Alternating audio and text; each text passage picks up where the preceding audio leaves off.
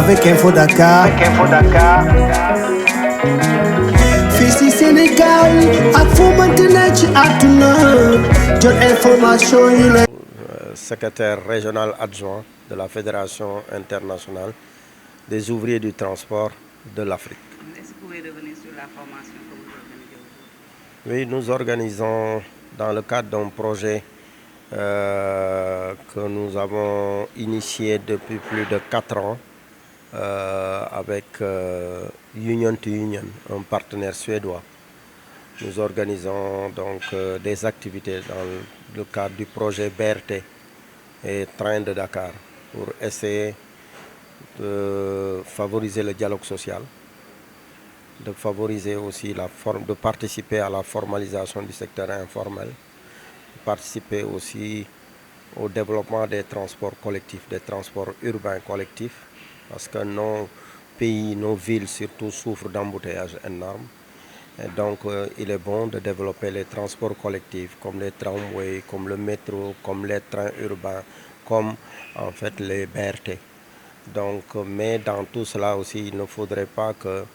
le secteur informel, qui a joué un rôle extrêmement important de pourvoyeur d'emplois, mais aussi de secteur de distribution de richesses, de création et de distribution de richesses, ne soit pas oublié. Donc on est pour la formalisation du secteur informel. Donc c'est pourquoi nous voulions amorcer le dialogue avec les décideurs. Donc un comité a été mis en place ici. Et donc actuellement nous organisons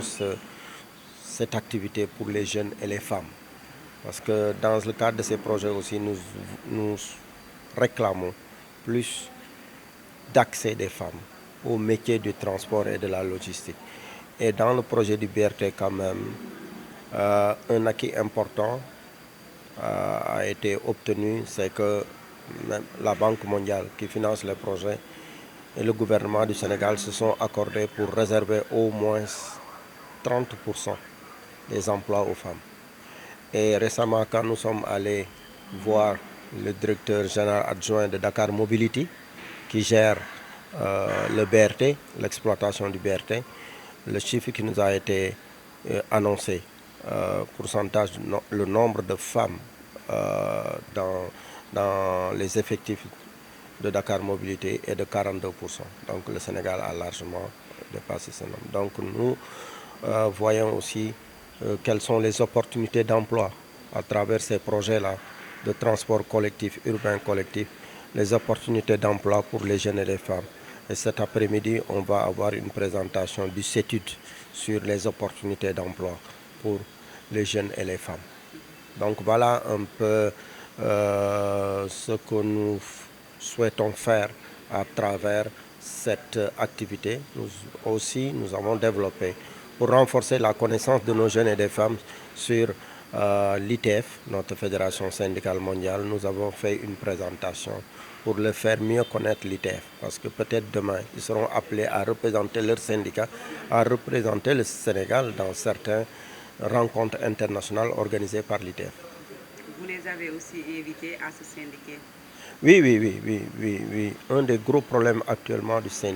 mouvement syndical international, c'est pas uniquement, c'est qu'il y a un affaiblissement du mouvement syndical, une image, à tort ou à raison, une image négative collée au mouvement syndical. Il y a aussi la répression syndicale. Le patronat est de plus en plus déterminé à casser le mouvement syndical. Mais aussi il y a des problèmes de leadership, il y a des problèmes de faible capacité, il y a des problèmes de démocratie dans le mouvement syndical. Nous essayons de régler tous ces problèmes-là, mais sans les jeunes, nous ne pouvons pas aboutir à un renouveau du mouvement syndical, à redonner au mouvement syndical son lustre d'antan. Donc il est bon de considérer que tout syndicat considère que les jeunes constituent le présent et l'avenir du mouvement syndical. Pour les femmes aussi, aujourd'hui, l'emploi se féminise dans plusieurs secteurs et le secteur des transports, qui reste encore dominé par les hommes, va connaître la même mutation. Donc il est important de préparer cette mutation, d'intéresser les femmes aux activités syndicales, de favoriser le leadership des femmes dans les structures syndicales. Il faut faire de la place aux femmes dans les structures du mouvement syndical. Il ne faut pas les limiter à la mobilisation, à l'organisation simplement. Il faut leur donner les postes qu'elles méritent et renforcer leur engagement par la formation, renforcer leurs engagements par la réorganisation de notre fonctionnement. Aujourd'hui, nos réunions durent beaucoup et les femmes ne peuvent pas parce que les femmes ont d'autres contraintes. Elles ont des activités professionnelles, mais elles ont des activités familiales aussi. Il faut en tenir compte de tout cela. Donc voilà, nous souhaitons que les femmes et les jeunes trouvent toute leur place dans le mouvement syndical parce que c'est une condition sine qua non du renouveau du mouvement syndical. Man maa ngi tudd Kouma Ndiaye nekk vice-présidente syndicat SDTR affilié wu ci CSA donc ñëw fii tey représenté fii sama syndicat SDTR si biir atelier ITF bi donc ñu doon wax par rapport ak BRT bi ñi mu impacté ak ban kii la mën a indi ci milieu transport bi donc ñu waxtaan ci nag lu baree bari ñu gis ne vraiment BRT bi ñi mu impacté dafa bëri ku ci mel ni ñun Dakar Dem Dikk waxuma sax dafa impacté mais dafa rayé suñu yenn lignes yi non seulement mais aftu ñëw nekk à côté taximan yi mu laal aussi ba laal ci ñi nga xamante ne mooy secteur informel ak impacté indirect yi parce que dafa am ñaari impacté direct ak indirect impacté indirect yi mooy ñi nga xam ne ñoo fa doon jaay di ut lu ñu am pour yóbbul seeni njaboot tey BRT bi war na woon naa wax ak population boobu ak cible boobu yan mesure d'accompagnement lay jël pour ñooñu parce que ñooñu tey dañu bàyyi woon seeni njaboot ñëw toog ci taatu gaar bi di jaay di for lu ñu yóbbu pour yóbbul ko seen njaboot mais man de ma part personnelle gisuma benn mesure d'accompagnement bu BRT teg jëmale ko ci wàllum Dakar Dem Dikk wala aftu wala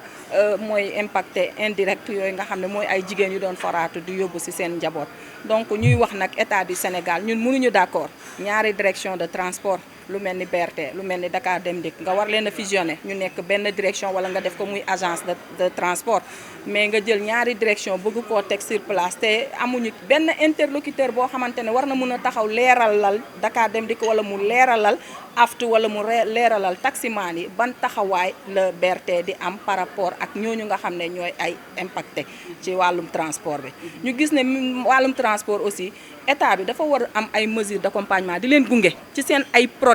projet ak ay programme yoo xamante ne teg nañ ko ci wàllum transport mais bu fekkente ne état dafa ñëw pour soo xantalu wàllum transport day xaw a doy waar parce que ay milliers de femmes wala ay centaines de femmes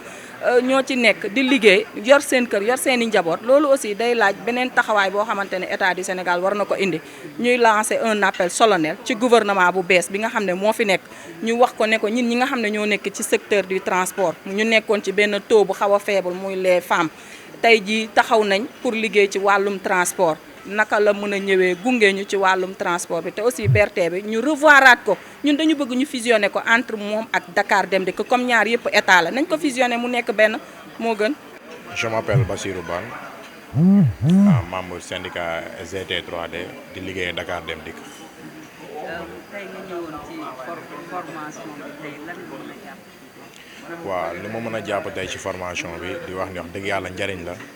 ci boo xoolee ci li nga xamante ni moom la ñuy waxtaanee muy wàllu milieu du transport comme yàlla dogal nañu on a fait 7 ans d'expérience ci wàllum transport ndax depuis 2017 à nos jours ñu ngi yëngu ci wàllum transport mu nekk loo xamante ni wax dëgg yàlla jëlee nañ ci njariñ mu am loo xamante ni daf ñoo impacté mooy boo xool li ñu gën a mën a soxla tey ci transport bi mooy wàllum BRT bi dëgg la baax na ci réew mi et tout ndax boo xoolee wàllum pollution beeg yooyu yëpp day wàññeeku mais boo xoolee ñun ñi nga xamante ni ñun ñooy ay ndaw Dakar Dem Dikk ñun daf ñoo xaw a impacté ci benn côté ndax boo xoolee dañoo réduire suñuy ligne boo xoolee lu mat ay 6 voire 7 lignes yoo xamante ni yu Dakar Dem Dikk BRT bi ci boppam moo ñu poussé pour ñu réduire ko te loolu dem na ba nga xamante ni tiital nañ suñuy ndaw ndax ñu bëri ci ndaw ñi dem nañ ba sax amuñu partenaires sociaux yi ñëpp a jaxasoo de telle sorte que da ngay dem ba naan est-ce que lii mën na continuer parce que bu ñu demee ba ndaw ñëpp taxaw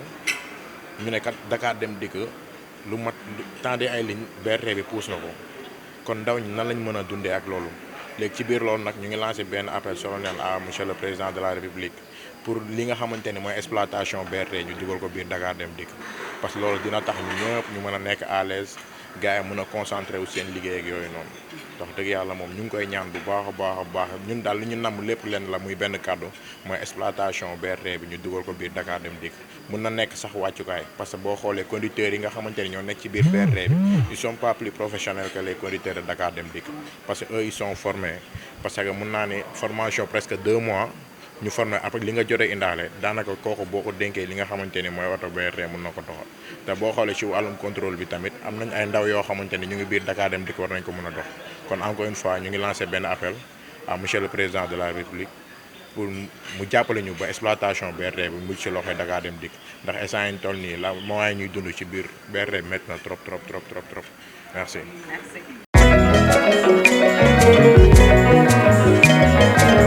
Avec Info Dakar.